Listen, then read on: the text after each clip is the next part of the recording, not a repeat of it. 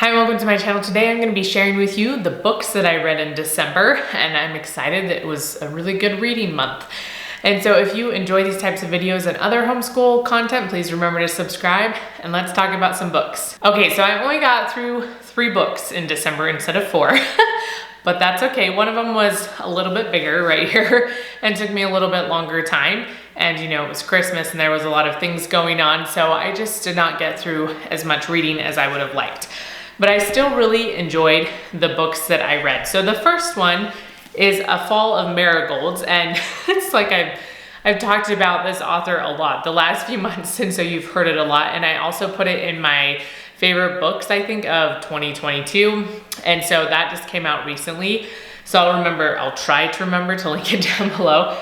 But I mentioned this one in there as well because I've read 2 other books. I have one I still need to read. And I just have really enjoyed them.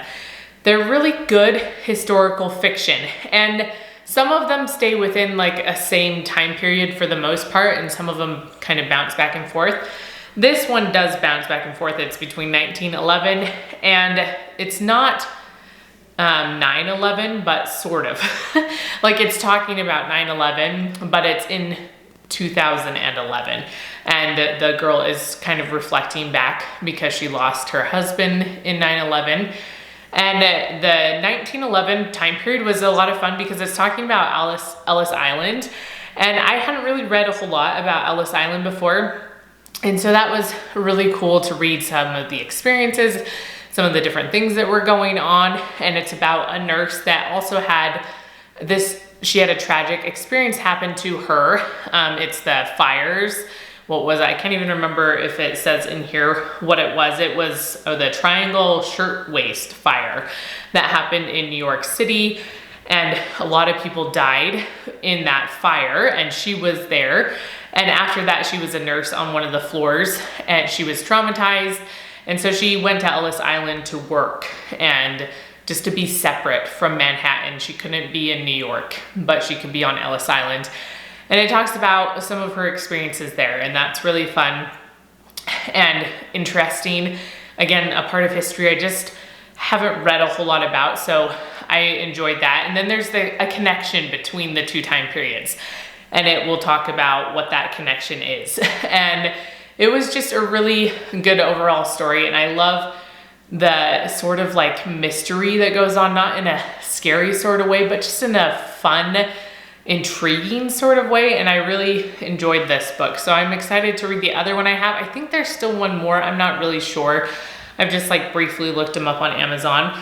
But if you just want a really good read that like will keep you reading, you won't want to put it down, try this book. Okay, so the next book I read is Educating, and this is by Laurie Westover. And last year, I think it was last year, I reviewed Educated by Tara Westover. This is the daughter. So Tara is Laurie's daughter. And so this book is sort of in response to this book.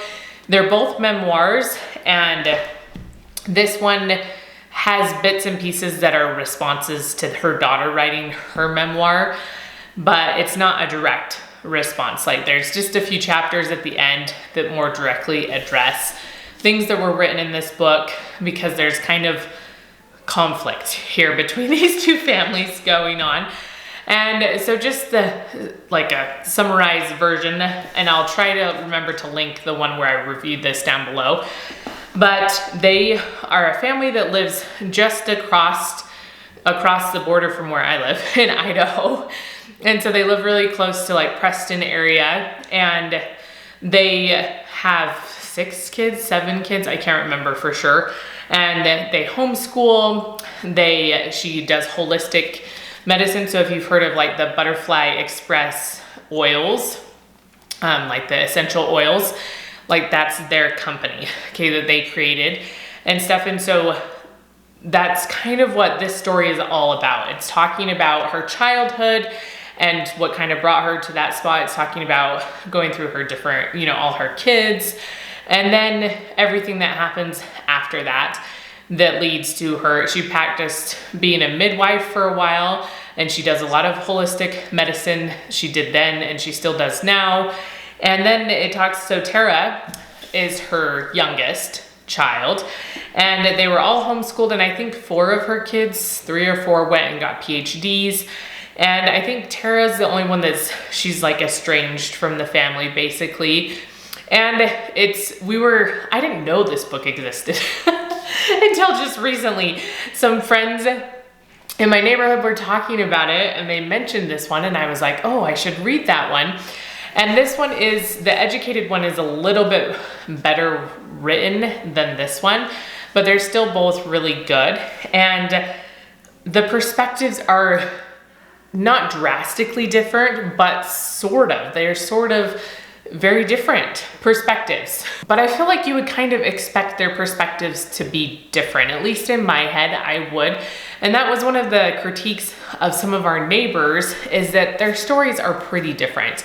Okay, so Tara is talking about their homeschooling and their holistic medicine side, the same as her mom, but kind of in opposite ways, and that it wasn't a good thing, or that it kind of wrecked her, that she had to go to counseling, struggled with depression, all these different issues, and kind of she was a member of the Church of Jesus Christ of Latter-day Saints, so Laurie still is, but her daughter left, and just all these things, like very opposing ideas of growing up in the same family.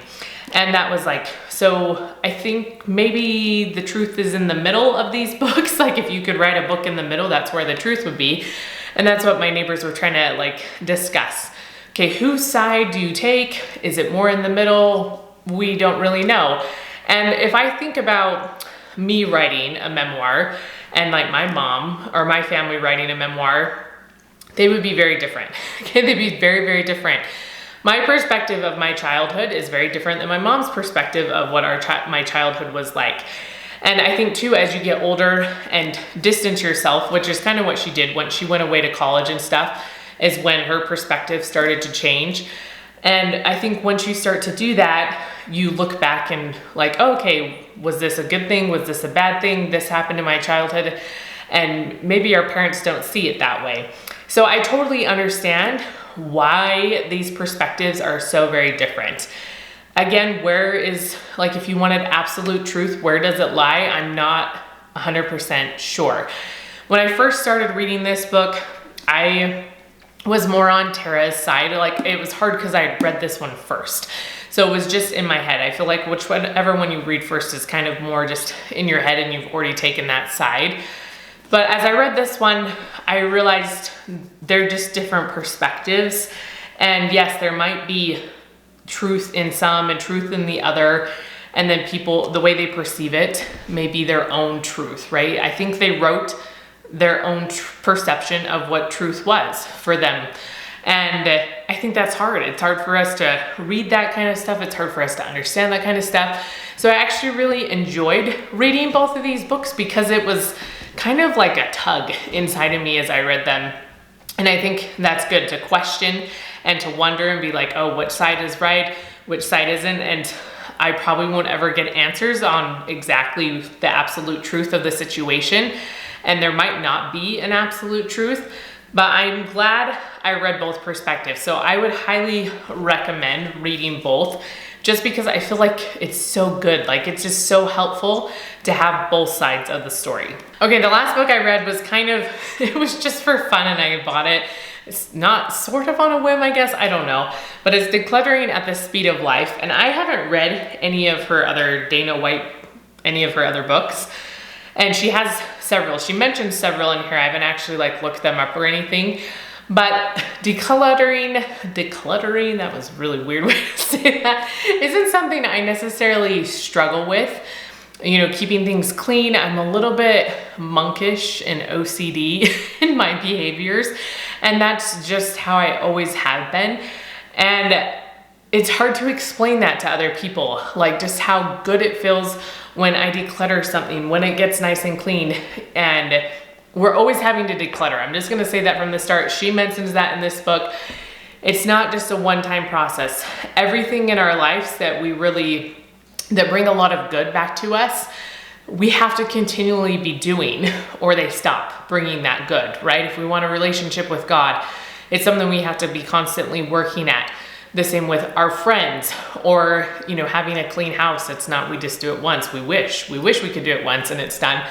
But if we want things clean, we gotta keep cleaning them. And as much as we don't, you know, or healthy eating and exercising, if we want that muscle and want our bodies to feel good, we have to keep doing it. It doesn't just one and done. That it doesn't work that way. And so the same is true for decluttering. And I know we wish that wasn't true, but it is true. And she does talk about how it gets easier and how when you first start and are decluttering something that's just massively overwhelming, it takes a long time. But if you go and do the projects after that and declutter, usually it's just smaller amounts of time because it's just more maintenance than a whole big process. And I love her story. Like if I were to write books, I feel like about keeping things clean or decluttering, I feel like I would have her perspective. But it's hard for me to write a book about this because I haven't been on the other side. So I loved her story because she was someone that struggled so much, and she still does struggle. You know, it's a constant work in process, whatever. And so it's something she's still constantly working at, but I think it means so much more coming from her because she's been on that side where her house is just full to bursting. You know, when you don't want anyone to come over, like it's so embarrassing and you just shove stuff wherever you can whenever you have people coming over. And that was what her life was like. And she's like, oh, I'm gonna buy all these things with plans to sell them, and then you never sell them, you know, or all these projects you wanna do, or these hobbies you wanna have, and you buy all this stuff and then years later you still haven't used it. That, like, she had that whole story. And so I think it's just much more powerful coming from her because she's lived the other side of that experience. And you don't always have to live on the other side of an experience to be able to have a powerful, like, testimony of it. But I just really liked her perspective, and she's really funny in her writing. She has a very strong voice in the way she writes, and it's really funny. She was a drama teacher, and you can kind of see that come out. But I really enjoyed going through the book. Something that was so funny to me because it just made me feel like me was there's this quote in here that says, this is a common trait among people who struggle with clutter. They're interesting and they like interesting stuff. And it just made me chuckle because I'm like, oh, maybe that just means I'm not interesting because I don't have lots of clutter. You know, because it's like, oh, if you have clutter, it's because you just think all these things are really cool. So you keep all this stuff, and I'm like, oh, I'm not like that. I am very not sentimental and just get rid of stuff, which is something I thought was really cool too in this book, because she said she is extremely sentimental and it's hard to get rid of stuff, and like baby stuff, you know, years later, it's really hard for her. And whereas I'm just like, just get rid of stuff. But she said when her kids would come home, you know, because she talks about kids' artwork and how that can take up a lot of clutter if you're very sentimental and just don't get rid of it.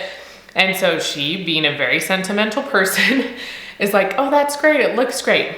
Now throw it away. And I was like, yes, because I'm not sentimental. And so I'm just like, okay, I just throw stuff away because I just like, whatever, I don't care.